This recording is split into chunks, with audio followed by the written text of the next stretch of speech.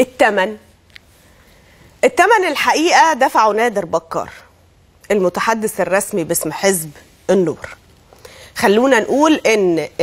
يعني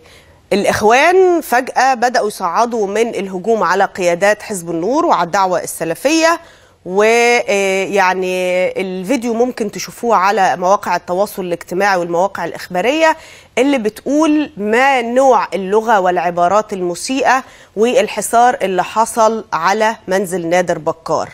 والأهم والأخطر من ده كله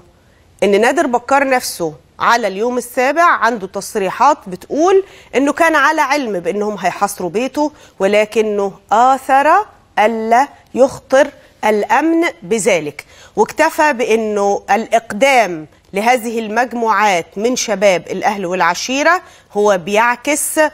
غياب الأخلاق، وأنه يعني ربنا فضل بعضنا على بعض بمكارم الأخلاق.